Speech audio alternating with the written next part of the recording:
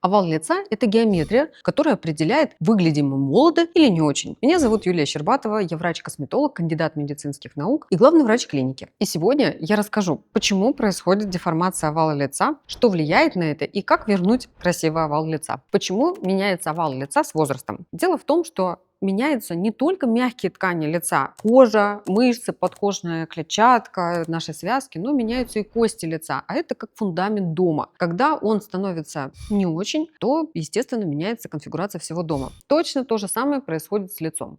Последние исследования, которые проходили в Бразилии, выяснили, что во время старения, например, будем брать за точку отсчета менопаузу. За первые 3 года менопаузы количество твердых тканей черепа, то есть костей черепа, меняется на 9 кубических сантиметров. Это на самом деле очень много. То есть буквально кости растворяются.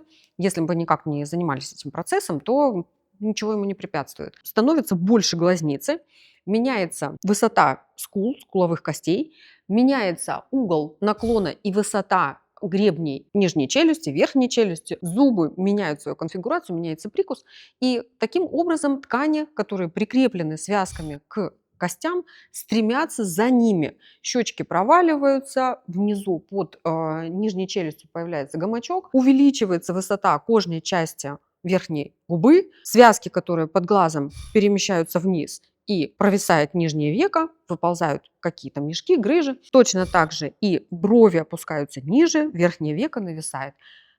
Височные ямочки впадают. И вот мы получили такой птоз. Птоз – это сползание мягких тканей лица навстречу гравитации. Как препятствовать этому процессу, я расскажу немножко позже. Когда наше лицо начинает меняться определенным образом с возрастом, каждый из вас, глядя в зеркало, может догадаться, понять, у нас есть официальная классификация изменения с возрастом ткани лица, типы старения мы их называем. Но я научу вас в своем собственном зеркале, свое собственное лицо оценить, как оно меняется. И от этого будут зависеть те меры профилактики и препятствия птозу, которые я вам расскажу дальше. Когда наше лицо меняется по мелкоморщинистому типу, это значит, что у нас мягких тканей на лице было вообще не очень много. Личико всегда изначально было худое, не кругленькое, а длинненькое, такое овальное, вытянутое личико. Никогда не было особо ни глубоких жировых слоев, ни подкожного жира.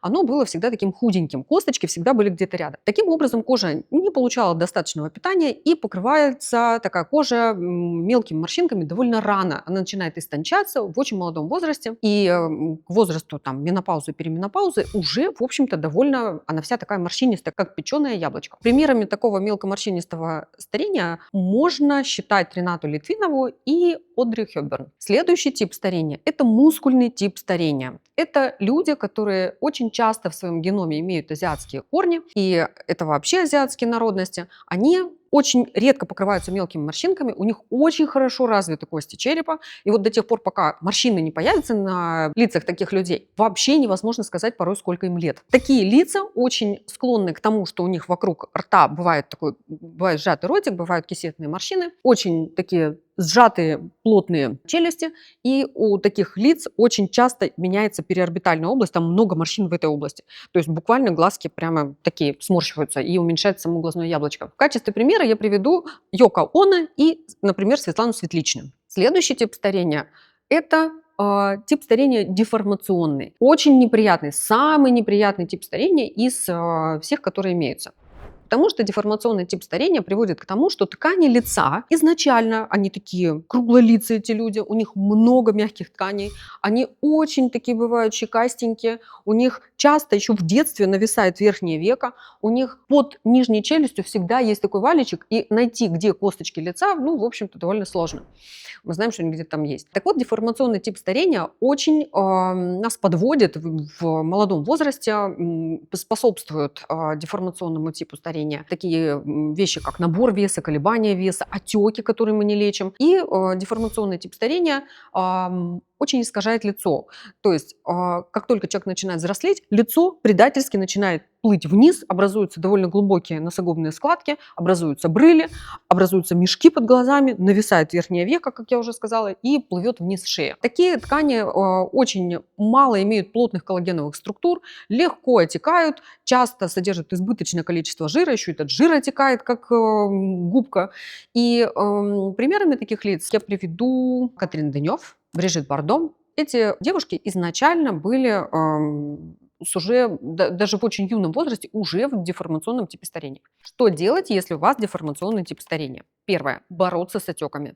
Не оставляйте их на самотек. Обязательно выясните причину и добейтесь того, что вы не будете отекать. Следующее. Очень важный пункт. Исправляйте осанку. Как только вы сидите так, ходите так головой вперед, когда у вас неправильное положение стоп, неправильный прикус и неправильные оси тела, ваш овал лица будет предательски плыть, стремясь к гравитации, что бы вы ни делали. Третье. Обратите внимание на монополярный РФ, потому что именно он воздействует на все слои тканей: кожу, рыхлую подкожную клетчатку, на мышцы, на связки и глубокие жировые слои. Ни один другой метод больше не позволяет нам так профилактировать изменение овала лица. Четвертое. Ультраформер. Волновой метод позволяет нам воздействовать на плотность кожи, на плотность жировой клетчатки, а еще он умеет убирать избыточную жировую клетчатку, это такой ультразвуковой липолиз, помогает воздействовать на связочный аппарат и профилактировать отеки. Пятое, до которого лучше не доводить, это хирургическая подтяжка лица. Нам приходится прибегать к этому методу, когда вы пришли слишком поздно, когда птоз ткани достиг 3-й или 4-й степени.